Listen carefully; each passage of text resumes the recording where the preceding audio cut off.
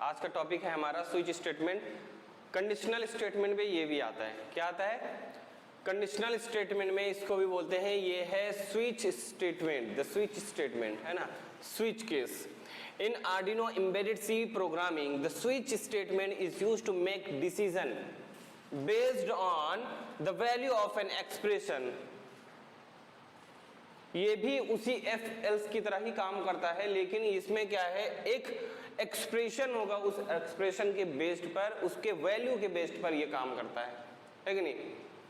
क्या होता है, ये भी कंपेयर कर सकता है, ये भी कंपेयर वैसे ही करता है, लेकिन इसमें एक्सप्रेशन होता है। इसको हम इस तरह समझेंगे, it allows you to execute different code blocks depending on the value of the expression. Here's an explanation उसके बाद में मैंने लिखा हुआ है, यानी कि यहाँ पर बिल्कुल वैसे ही सेम काम करता है जैसा कि आपका इफ एल्स वाला काम कर रहा था। पिछले वाले वीडियो में आपने देखा ना, पिछले वाले क्लास में भी आप लोग देख चुके हो कि किस तरह से वो था। ये भी वैसे ही होता है, इसमें भी नहीं किया, आपका सेट ऑफ ब्लॉक होता है, मतलब कोड होता है, उसके अंदर में आप अपने मतलब कि जो कोड आपको एग्जीक्यूट करवाने होंगे कंपैरिजन के बाद में, उसको आप लिखते हो। तो वो किस तरह से होता है, मान लीजिए आपके पास में यहाँ पर एक वैल्यू है, टू वैल्यू है नाम के वेरिएबल में, और आपका इंटीजर टाइप है, वो डेटा टाइप कैसा है, इंटीजर टाइप का है। तो उसके बाद में क्या लिखा हुआ है, स्विच लिखा हुआ है, यानी कि स्विच आपको लिखना होगा। ये एक टाइप का फंक्शन है, फंक्शन बोल सकते हो, और इसमें फिर आपको कर्ली ब्रैकेट के अंडर में आपको अपने स्टेटमेंट लिखने होंगे और उसको कंपेयर करना होगा। सबसे पहले पहला वाला जो कर्ली ब्रैकेट होगा वो यहाँ से यहाँ तक उसका स्कोप होगा, उसके अंदर में भी हमारे क्या होंगे, केस होंगे। ये अलग अलग टाइप के कीवर्ड हैं जिनका यूज हम करते हैं अपने स्टेटमेंट को, मतलब अपने एक्सप्रेशन को कंपेयर करने के लिए। तो यहाँ पर केस वन होगा, और केस वन से जो भी कंडीशन ट्रू हो जाएगा तो उसके बाद में इसका जो लाइन है यहाँ पर सीरियल डॉट प्रिंटलन वो प्रिंट होगा। अगर उस केस में मैच हो गया तो, अगर वन से जो भी टू है, इसमें टू है ना, अगर टू है तो ये इससे मैच होगा क्या, वन से, केस वन से मैच नहीं होगा तो ये क्या करेगा, यहाँ पर अंदर नहीं जाएगा, मतलब इस वाले ब्लॉक को वो एग्जीक्यूट नहीं करेगा, नीचे वाले में आ जाएगा, वहां पर कंपेयर करेगा। यहाँ पर केस 2 लिखा हुआ है तो उससे मैच कर जाएगा, तो उसके बाद में जो लिखा हुआ है फंक्शन सीरियल डॉट प्रिंटलन 2 वो प्रिंट करेगा। समझ में आ गया? उसके बाद में देखो यहाँ पर लिखा हुआ है केस 3। इस तरह से मल्टीपल केस, जितने चाहो उतने केस आप लगा सकते हो, है कि नहीं? अगर बोलते हैं ना इन केस ये नहीं हुआ तो वो करेंगे, राइट? वो ऐसे ये केस, स्विच केस इसको बोलते हैं। ये है तुम्हारा स्विच, यहाँ पर लिखा हुआ है, इसमें हम एक्सप्रेशन देते हैं, और उसके बाद में ये है केस।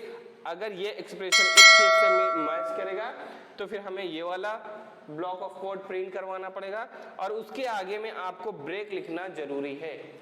हर स्टेटमेंट के बाद में आपको ब्रेक लिखना जरूरी है। ब्रेक भी कीवर्ड है जिसका यूज करते हैं हम इसलिए ताकि जो हमारा कोड फ्लो है वो वहीं पर रुक जाए, जहां कंडीशन ट्रू हो वहीं पर रुक जाए, नहीं तो ये जितने हैं सब के सब प्रिंट हो जाएंगे।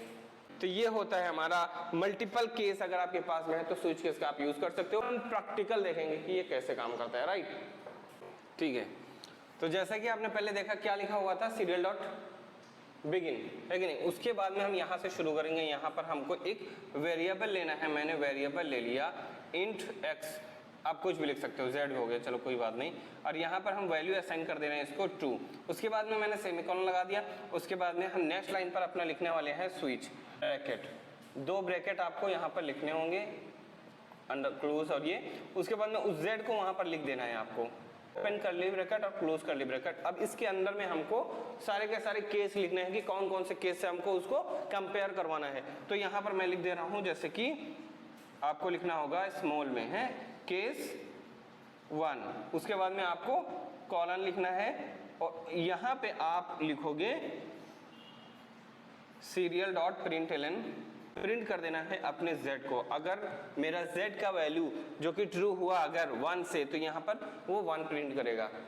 और अगर आप वैल्यू नहीं प्रिंट करवाना चाहते हो तो इस तरह से आप डबल कोटेशन के अंदर में 1 हो गया।